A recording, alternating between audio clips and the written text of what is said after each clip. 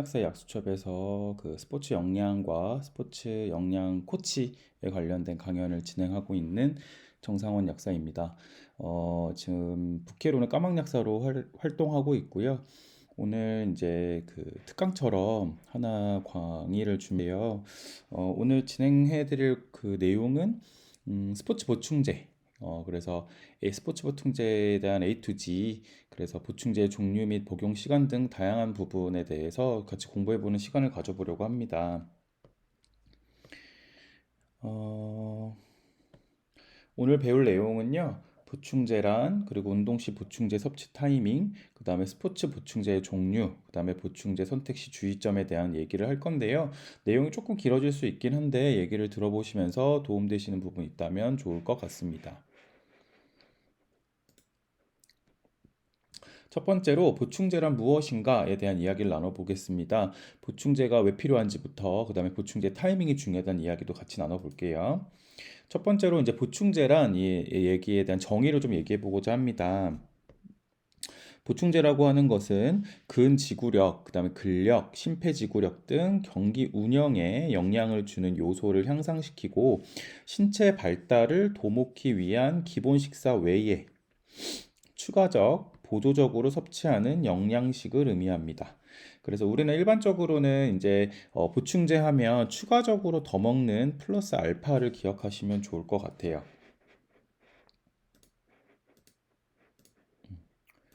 그래서 이제 다음으로 넘어가면 그러면 이제 이 추가적으로 먹는 보충제가 왜 필요한가에 대한 얘기를 좀 나눠보고자 합니다. 보충제라고 하는 것은 일반적으로 우리가 근육 성장을 도모하는 양만큼을 섭취하기 굉장히 어려워요. 왜냐하면 뭐 여기 운동하시는 분들도 많으시겠지만 일반적으로 우리가 식이로 먹을 수 있는 단백질 양이 우리가 근육을 키운다거나 근력 향상, 그리고 이제 우리가 꼭 그 트레이너 분들만 하시는 게 아니고 뭐 노인분들이라든지 뭐 중장년층 같은 경우는 단백질 합성, 단백질 그다음에 섭취율이 굉장히 낮기 때문에 이런 부분에 대해서 대안이 될 수 있는 것이 보충제라고 할 수 있습니다. 그리고 우리가 5대 영양소, 우리가 흔히 말하는 5대 영양소라고 하면 탄단지, 그다음에 비타민, 그다음 무기질이 있을 텐데요. 이거를 고루 섭취하는 것은 가능하겠지만 우리가 예를 들어서 운동의 목적에 따라서 체조 같은 운동이랑 보디빌딩이랑 운동은 다르겠죠. 그래서 그런 분들에 따라서 특정 비율 섭취가 어려울 수 있기 때문에 우리는 보충제를 섭취한다. 이렇게 이해하시면 될 것 같습니다. 그리고 중요한 내용인데요. 이제 영양소라고 하는 거, 그다음 영양분이라고 하는 거에서 중요한 건 질, 양, 분배라고 할 수 있는데요. 이 질량 분배에서 결론은 필요한 영양을 필요한 양만큼 섭취할 수 있도록 하는 것이 보충제의 역할이다. 결국에는 어떤 거를 먹느냐, 얼만큼 먹느냐, 그리고 어떻게 섭취할 것이냐를 같이 고민하는 것이 보충제의 필요성이라고 할 수 있습니다. 그래서 아까도 말씀을 드렸지만 분배의 의미에서 타이밍이 굉장히 중요하다라는 거죠. 그래서 우리가 흔히 섭취 타이밍 스케줄이라고 표현을 하는데요. 적당한 때에 필요한 영양소를 섭취해서 선수의 신체적 능력과 그다음에 운동 수행의 결과로 최적화된 근육 증가와 지방 감소의 목적을 성취할 수 있다. 우리가 어찌됐든 간에 이런 스포츠 역량을 배우는 이유는 스포츠 역량을 통해서 다양한 이제 뭐 고객들이라든지 아니면 니즈를 원하는 상대에게 적절한 근육 증가와 지방 감소를 목적으로 할 텐데요. 그런 거에 있어서 선수가 아니더라도 뭐 추가로 일반 생활 스포츠인이더라도요. 이런 운동 수행의 결과로 적절한 지방 감소 플러스 그다음에 그냥 건강한 운동 수행을 할 수 있도록 도움을 줄 수 있다. 이렇게 이해하시면 도움될 것 같습니다.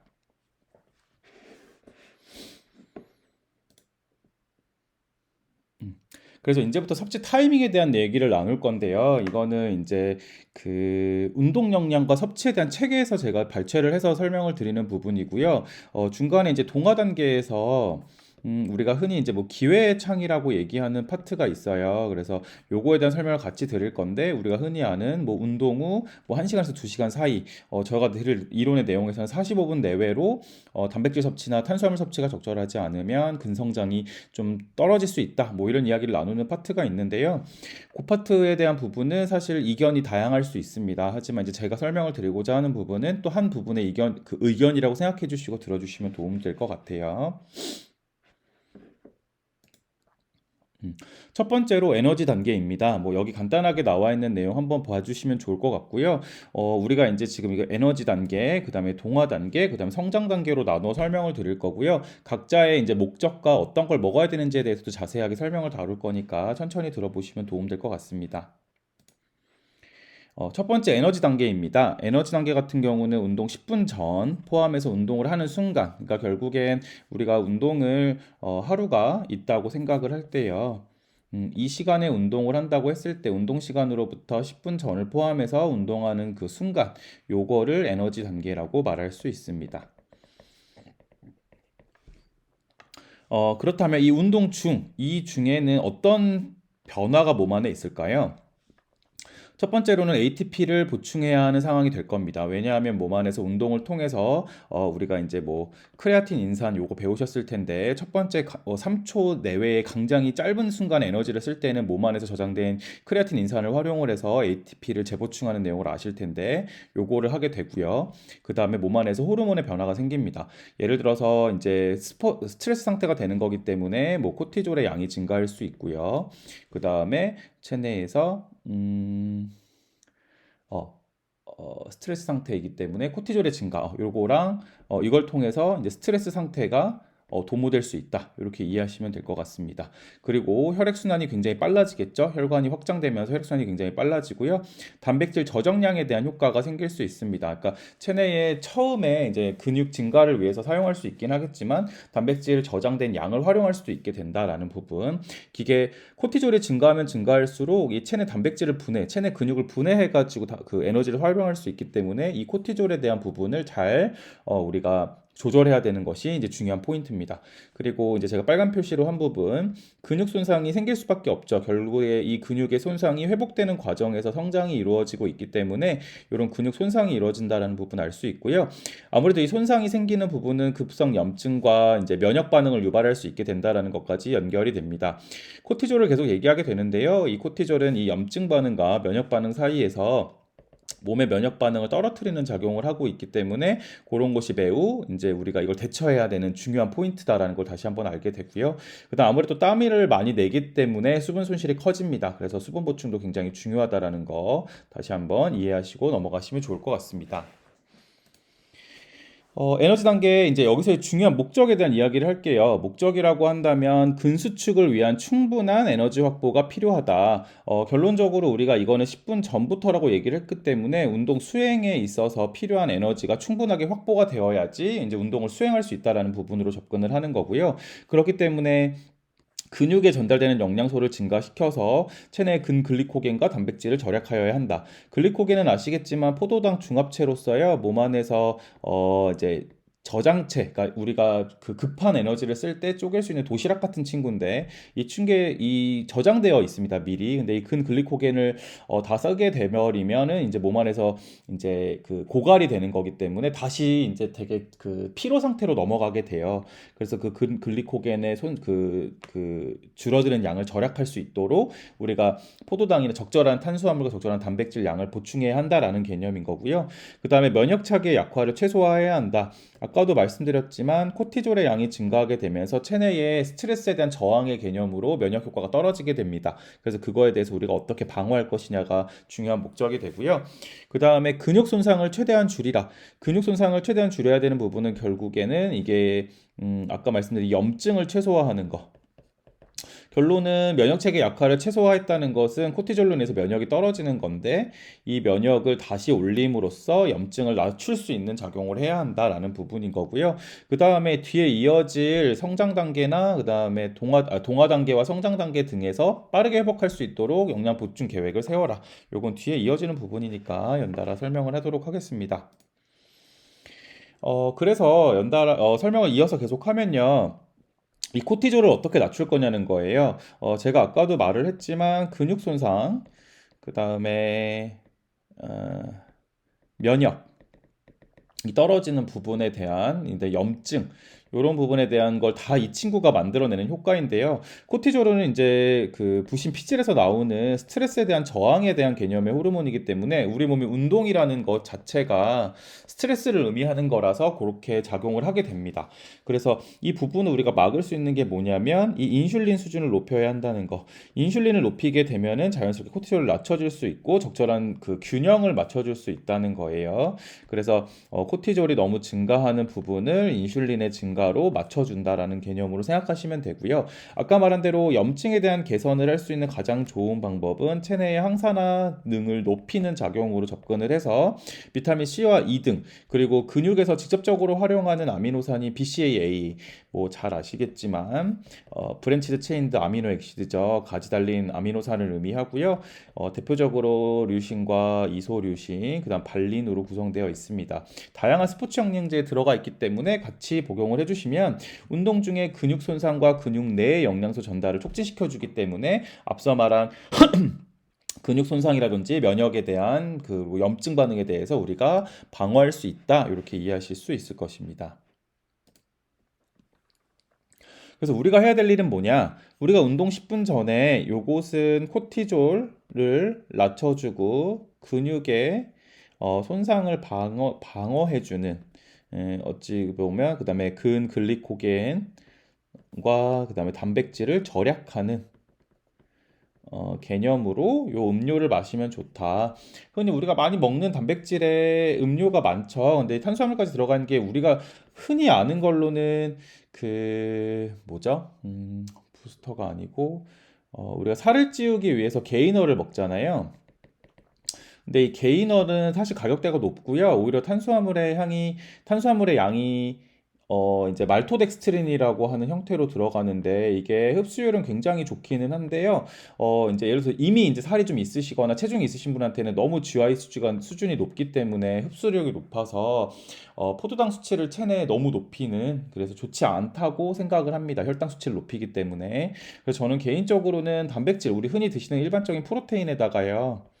그냥 추가로 뭐 달콤한 이제 그냥 단당류 뭐 사탕이라든지 아니면 음료로 대체를 하시는 게 훨씬 더 도움이 된다고 생각을 합니다. 뭐 경제적인 부분으로 쳐도요. 그 다음에 근글리코겐을 절약하고 지구력을 증가시킬 수 있다. 이런 음료를 마시는 걸 통해서 그리고 운동 후에 우리가 이제 아까도 말을 또 이어서 하겠지만 동화작용이라고 하는 것, 근육을 만들어내는 이 동화작용에서 단백질 합성을 크게 증가시킬 수 있다는 것도 이 안에 포함이 됩니다. 그리고 운동 시작 후에 나타나는 코티졸 수치의 상승을 방지하는 역할도 이 탄수화물의 코도 그 증가로, 그러니까 탄수화물을 먹게 되면 뭐 잘 아시지만 한 번 더 설명을 할게요. 탄수화물을 먹으면 포도당으로 대사가 되고 이 포도당이 혈당을 높여줍니다. 혈당을 높이면 췌장에 베타 세포에서 이걸 낮추기 위해서 인슐린의 분비를 증가시키게 되죠. 인슐린의 분비의 증가는 체내 혈당을 감소시키는 부분도 있고요. 사실 이게 병증 상태로 나가면 인슐린 고혈증이라 그래서 인슐린이 혈증의 고인슐린 혈증이라는 거에 질병으로 전환이 돼서 오히려 비만을 촉진할 수 있긴 한데요. 이건 이제 운동 상태, 정상 상태를 의미하기 때문에 이 정도의 인슐린 증가, 정상 범위 내에서의 인슐린 증가는 코티졸을 저하시키는 데 도움을 준다. 오히려 스트레스 상태가 인슐린이 너무 높을 때는 이걸 오히려 병증 상태로 만드는 원인이 되기도 해요. 근데 우리가 지금 배우는 부분은 그 부분이 아니니까 넘어가셔도 상관이 없습니다. 그래서 이제 정리를 하면요. 요거는 이제 여기 보시면 영양 섭취와 타이밍과 근육 발달이라는 책에서 제가 가지고 온 건데 운동 에너지 단계에서는 뭘 먹어야 하냐라고 했을 때는 뭐 이렇게 막 복잡하죠. 포도당, 전당, 아까 말한 말토덱스트린까지의 뭐 고혈당 지수, 탄수화물 이렇게 나와 있는데 결국엔 단당류. 그다음에 유장 단백질 나와 있지만 뒤에 이제 보충제 성분에서 설명을 드릴 건데 단백질 그리고 류신이라고만 나와 있지만 결국 BCAA 그리고 항산화 작용을 하는 비타민 C, E 그다음에 나트륨, 칼륨, 마그네슘 같은 경우는요. 나트륨 같은 경우는 우리가 땀을 흘리기 때문에 먹게 되는 걸로 보충했으면 좋겠다고 말을 하는 거고 칼륨은 근육의 기능 회복이라든지 어 그 퍼포먼스를 높이는 데 도움을 줍니다. 그래서 그거에 대한 어떤 근육의 신경 전달을 촉진시키기 때문에 그래서 넣는 거고요. 마그네슘 같은 경우는 일단 대사에 많이 활용되는 조효소이기도 하고요. 더불어서 근육 이완과 신경 이완에도 도움을 주기 때문에 아까 말씀드린 그 스트레스 상태의 몸을 좀 더 가라앉히는, 어찌 보면 코티졸을 가라앉히는데도 효과를 발휘하는 그 미네랄일 수 있습니다. 그래서 거기까지 보충을 하시면 도움이 될 것 같고요. 그 다음 단계는 동화 단계입니다. 동화 단계에서는 결국에 45분이라고 하는 시간을 저는 말을 할 건데 꼭 45분은 아니더라도 운동 직후 한두 시간 정도의 간격 안에서까지 우리가 어떤 보충을 해야 하는가에 대한 내용이 나와 있는 파트입니다. 그래서 그 파트 한번 봐보시면서 이해하시면 도움이 될 것 같고요. 동화 단계에서의 중요한 건 뭐냐면 운동 후 섭취의 보충 주기가 있다라고 말을 하는 거고요. 이 시기에 영양 공급이 어떠냐에 따라서 근성장의 극대화, 맥스가 가능하다라는 것이 매우 중요하다라는 겁니다. 꼭 이때 먹지 않는다고 해가지고 못 먹는 거는 당연히 아니겠지만, 그래서 극대화가 안 되는 건 아니겠지만, 운동이라고 하는, 우리가 어쨌든 힘든 운동을 했기 때문에 더 좋은, 어쨌든 더 좋은 효과를 발휘해야 되기 때문에 이런 시간 개념이 나왔다고 생각할 수 있고요. 동화 단계라고 하는 것, 동화라고 하는 것은 조금만 거를 모아서 하나의 덩어리로 만드는 것을 동화라고 합니다. 그래서 작은 것들을 저분자를 고분자로 만드는 과정을 동화 단계라고 표현하는데, 근육의 증가도 동화 단계라고 표현합니다. 그래서 근육이 운동을 마치고 적절한 영양소가 공급되는 상황에서 손상된 근단백질의 치료를 시작하고 다시 근육의 글리코겐을 저장하는 45분간을 우리가 동화 단계라고 표현한다라고 생각하시면 되고요. 45분은 꼭 뭐 이 시간을 지켜야 된다라고 하는 건 너무 엄격하게 지키실 필요는 없다고 저는 생각을 합니다. 그래서 이제 여기서 나오는 게 이제 이 기회의 창이라고 하는 내용이에요. 기회의 창이라고 하는 것은 이제 놓치면 안 되는 중요한 타이밍을 뜻하는 영어의 관용적인 표현입니다. 그래서 뭐 특별하게는 우리나라로 치면 그냥 뭐 이거 속담 같은 내용이고 격언 같은 내용이라고 생각하시면 되는데요. 이것을 이제 아나볼릭 윈도우라고 하는 개념으로 따온 거죠. 그래서 동화작용의 창 이렇게 표현을 하는데, 운동에서 우리가 이제 기회창을 말하는 게 그게 결국 무슨 의미냐면, 이제 우리가 강도 있는 운동 시간을 전후해서 몸이 영양소를 매우 적극적으로 받아들이는 특정한 시간대가 있다고 주장하는 것을 이제 우리가 아나볼릭 윈도우라고 얘기를 합니다. 여기서 말하고자 하는 영양소는 단백질과 탄수화물을 의미하고요. 여기서 말하는 이 MPS, 결국에는 근육 단백질 합성, 머슬 프로테인 신테시스에 대해서 이것을 극대화하고 운동으로 인해서 손상받은 근세포들을 빠르게 수리하는 것, 리페어하는 것이 이 아나볼릭 윈도우의 목적이다.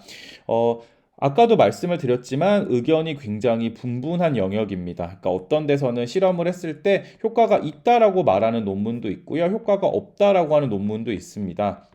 다만 저는 이 관점에서 효과가 있다라고 보는 거고요. 그 이유는 제가 추구하는 스포츠 역량은 적극적인 영양 보충을 통해서 이제 운동의 어떤 기능성을 높이는 쪽으로 설명을 드리기 때문에 이런 어떤 이론에 대한 개념을 적극적으로 활용하는 것이 좋다고 저는 생각을 합니다.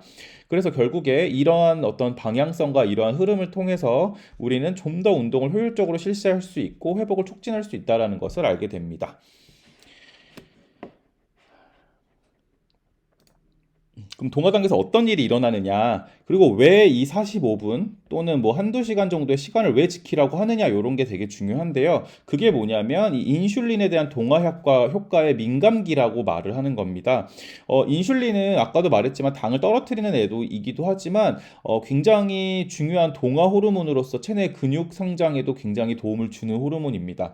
근데 이게 운동 직후에는 민감한데 조금 지나면 금방 저하가 되고 몇 시간이 지나면 오히려 인슐린 저항성 상태가 되기 때문에 우리가 근육 성장이 크게 되지 않는다라는 조건으로 말을 하는 게 이 그 기회의 창 동화 단계를 말을 하는 거고요. 그런 인슐린 저항성을 통해서 아까도 말했지만 근육에 저장하는 포도당 중합체인 글리코겐 저장이 떨어지고 근손상에 대한 리페어가 떨어지며 새로운 근육의 생성이 매우 느려지게 된다라고 하는 것이 이 논리의 근거라고 할 수 있습니다.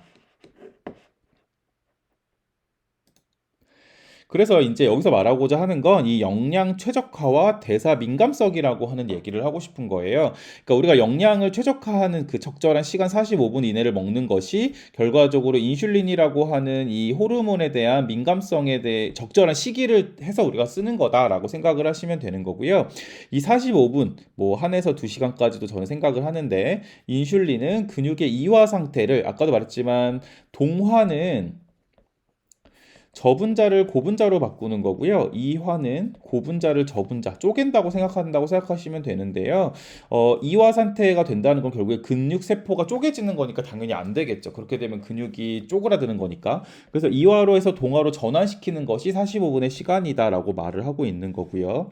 근육세포는 인슐린의 이러한 동화작용에 민감하게 반응한다. 근육세포는 인슐린의 이런 동화작용, 근육의 성장, 글리코겐의 뭐 부침, 뭐 아까 말씀드렸던 근글리코간의 저장, 근손상 치료, 새로운 근육의 생성에 매우 느려지는 이 자체가 근육의 동화작용이라고 말할 수 있고요.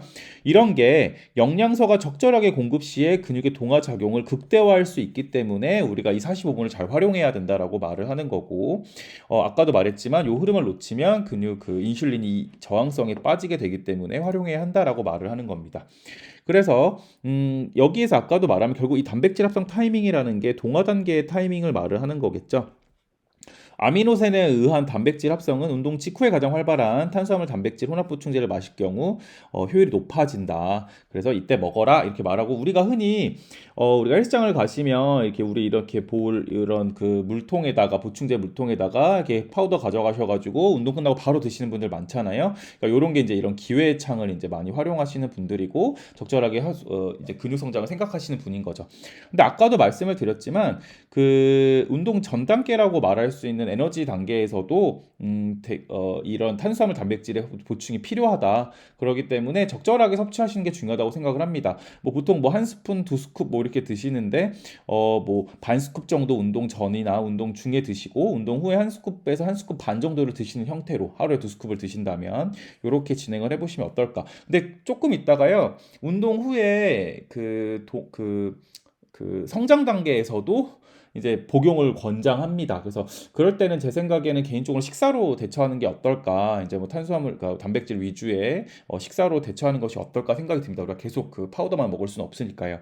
그래서 이렇게 생각을 하시면 되고요.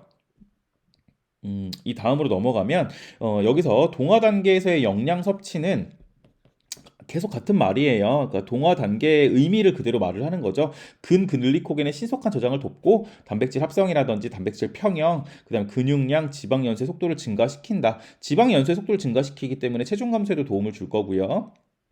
그다음 단백질 평형이라고 하는 건 좀 이따 뒤에 설명을 드리겠지만 질소 균형이라고 해서 체내에 적절한 질소가 음성과 양성 균형을 이루면서 이루고 있는데 적절하게 이 질소 균형을 따르게 한다.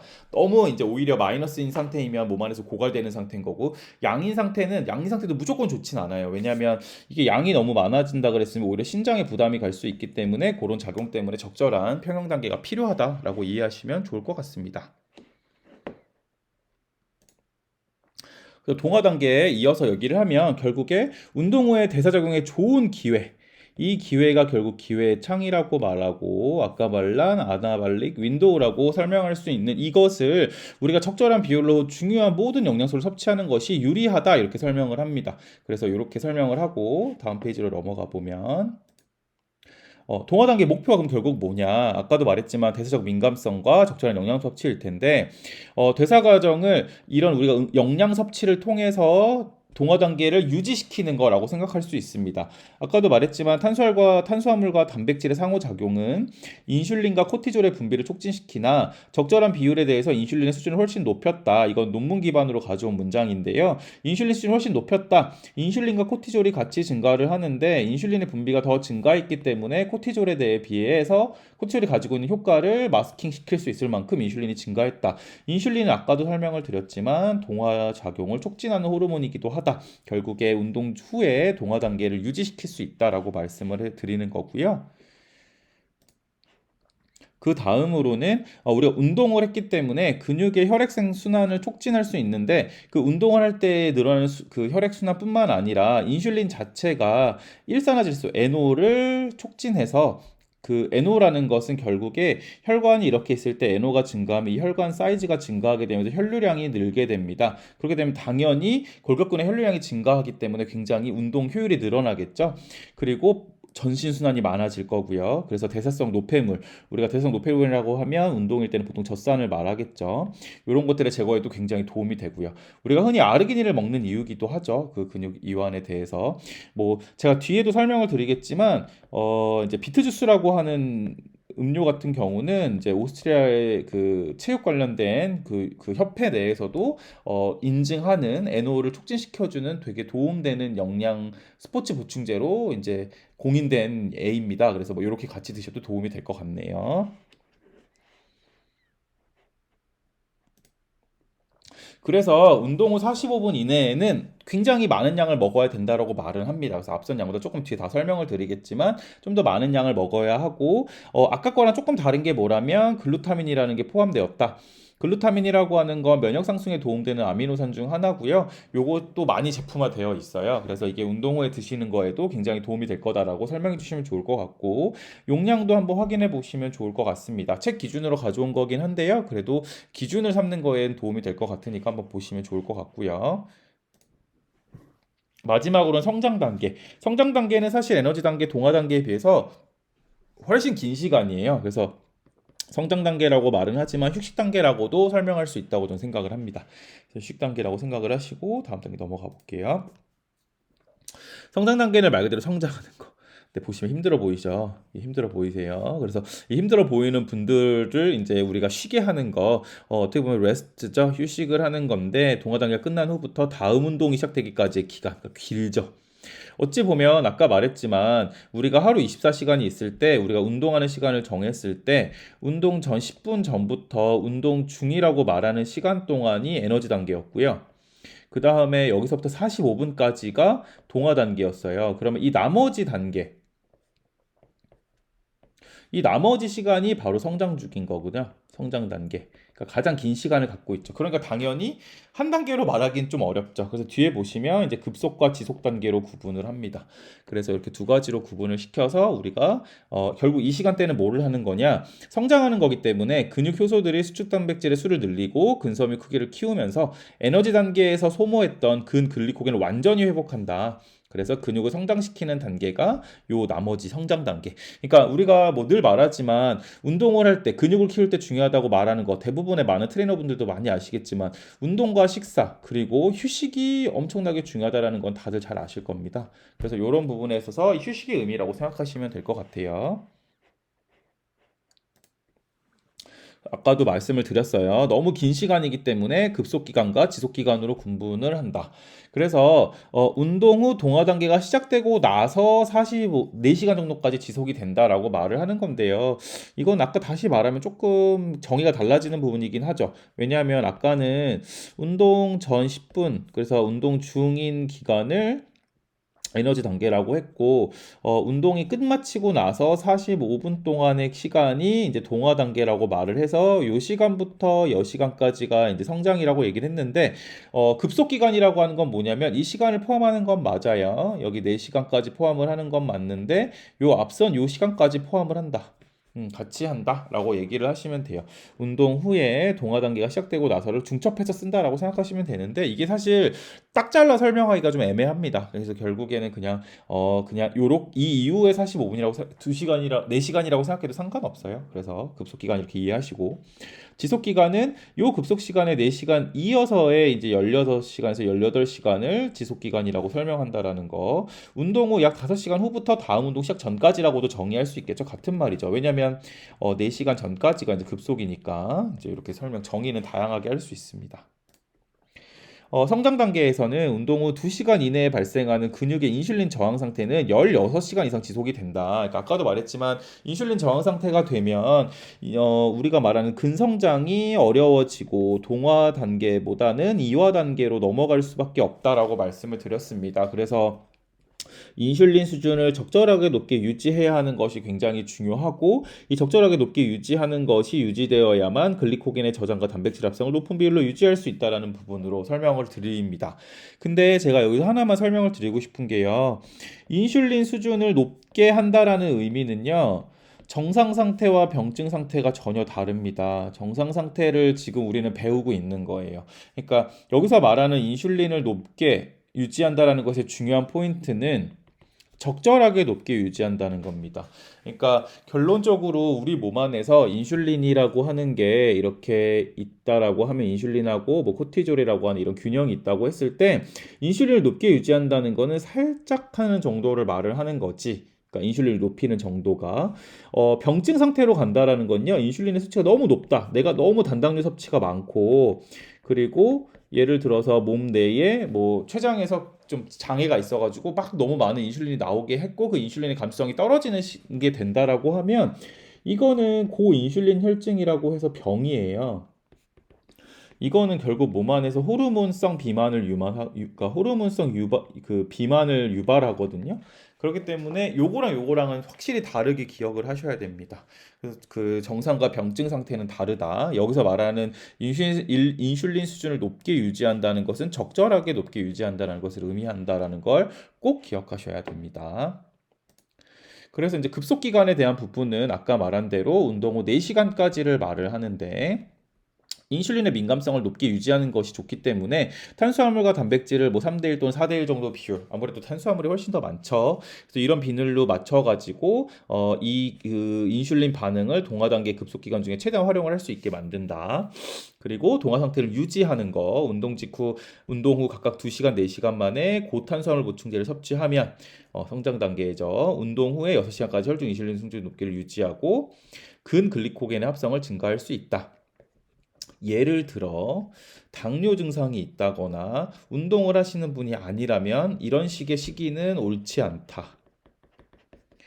네, 이런 식의 분이시면 당뇨가 있다, 아니면 운동선수가 아니다. 운동선수가 아니다라면 이런 시기는 절대 좋지 않습니다. 이것은 이제 그리고 실질적으로 이것도 우리가 이제 스포츠 트레이너 분들이 이렇게 하시는 것도 너무 지속적으로 하는 건 좋지 않다고 저는 개인적으로 생각을 해요. 왜냐면 이 고탄수화물 보충제를 적절하게 보충하는 거면 상관이 없는데 아무래도 이제 욕심이 앞서다 보면 그리고 그 기간이 너무 길어지다 보면 이거의 양 자체가 너무 늘어날 수도 있고요. 몸 상태가 어떻게 될지 잘 몰라요. 내 몸 상태가 이제 예를 들어서 이미 인슐린 감수성이 떨어진 상태가 돼버려서 당뇨 초기 단계인지를 내가 파악이 안 된 상태에서 계속 이걸 유지한다 그랬을 때는 오히려 질병을 촉진시킬 수 있기 때문에 내가 이러한 좀 어찌 보면은 좀 특이한 형태를 유지한다고 했을 때 아무리 건강한 사람이라고 해도 오래 복용하게 된다고 했을 때는 그 우리가 이제 건강검진 꼭 하잖아요. 그래서 그런 거 할 때 꼭 한번 확인해 보시는 게 중요하다라고 생각합니다. 그다음 지속 기간입니다. 지속 기간 아까도 말했지만 16시간에서 18시간 또는 그 4시간, 5시간 이후 시간을 말을 한다라고 말을 했어요. 질소 균형을 플러스로 유지한다라는 건 뭐냐면요. 아까도 말씀을 드렸지만 질소는 단백질에만 있어요. 그래서 이 단백질의 균형이라고 생각을 하셔도 됩니다. 혈중 아미노산 수준이라는 게 여기 나와 있는데 결국에는 이 혈중 아미노산 수준, 아미노산 풀이라고도 표현을 해요. 이 아미노산 풀이라고 하는 거에 이제 우리가 뭐 메티오닌도 있고 아르기닌도 있고 그다음에 뭐 글라이신도 있고 글루타민도 있고 뭐 아스파르트산도 있고 뭐 다양한 아미노산 풀들이 있습니다.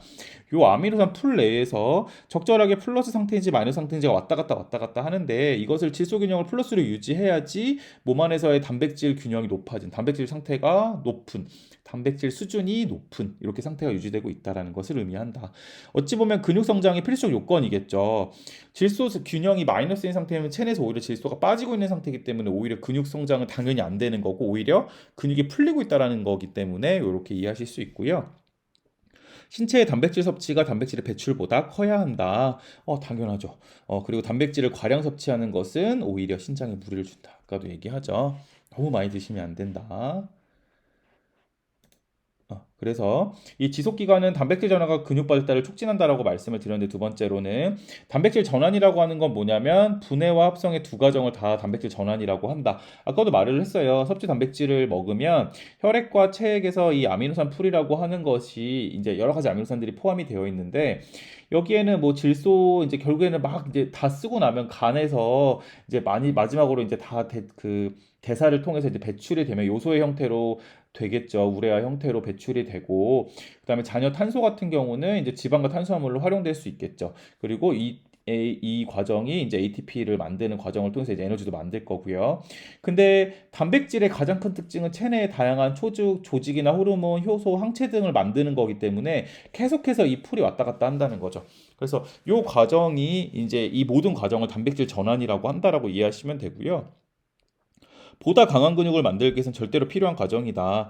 그래서 결국에 이 과정을 촉진하는 건 영양이다라는 말을 하는 거예요. 그래서 이거는 48신간까지도 될 수도 있다라고 이렇게 이해를 하시면 될 것 같고요. 그래서 운동 후 첫 4시간에는 단백질만, 그다음 이어서는 이런 거 먹으면 좋다. 단당류는 상황에 따라서 조절하시는 게 좋다고 말씀드렸고요. 그래서 이제 앞서 얘기를 다 하면요. 이게 지금 에너지 단계, 동화 단계, 성장 단계 이렇게 구분을 한 거고, 급속 기간, 지속 기간 이렇게 구분을 한 겁니다. 공통적으로 보시면요. 단당류, 프로틴, BCAA, 글루타민, 그다음 비타민 C, 나트륨, 칼륨, 마그네슘 이렇게 나와 있네요. BCAA, 글루타민은 다 아미노산이고요. 결국엔 단백질을 의미합니다. 그리고 프로테인에는 이런 아미노산도 포함되어 있는 경우가 상품화되어 있는 경우가 많아요. 그래서 이렇게 되어 있는 제품군들은 많죠. 그리고 요새는 이렇게 같이 들어가 있는 것도 많고요. 그 다음에 마그네슘은 액상으로 된 거 흡수율 높은 형태를 추천은 드립니다. 이제 약국을 가시거나 구매하시는 거 알약 형태로 된 거 대부분 보면은 산화 마그네슘의 형태인데 이 산화 마그네슘은 흡수율이 좀 낮아요. 그래서 일반적으로는 글루콘산 뭐 또는 다양한 염 형태. 이 염은 결국에 마그네슘의 흡수를 굉장히 높게 합니다. 그래서 이런 형태가 다양해요. 그래서 이렇게 복용하시고 나트륨은 정말로 내가 고강도의 운동을 하지 않는 한은 복용을 별로 추천드리진 않습니다. 우리나라 사람들이 나트륨 섭취가 굉장히 높기 때문에 이건 굳이 따로 복용하는 건 추천하진 않고요. 칼륨 같은 경우도 일반 식이 보통 식사를 하시는 분들이라면 다량 미네랄이라 그래서 그냥 많이 복용할 수 있게 되는 미네랄을 따로 복용하는 건 추천드리지 않고요. 제 생각에는 복용한다고 하면 비타민 C2, 마그네슘, 그다음 뭐 프로테인이랑 BCAA, 그다음에 단당류 같은 경우도 그냥 사탕 드셔도 되고요. 주스 같은 거 먹어도 됩니다. 이렇게 생각을 하시면 된다. 이렇게 기억하시면 될 것 같고요. 여기까지 해서 일단 강의 끊고요. 그 이어서 스포츠 보충제에 대한 이야기 나누도록 하겠습니다. 일단 여기까지 강의 끊고요.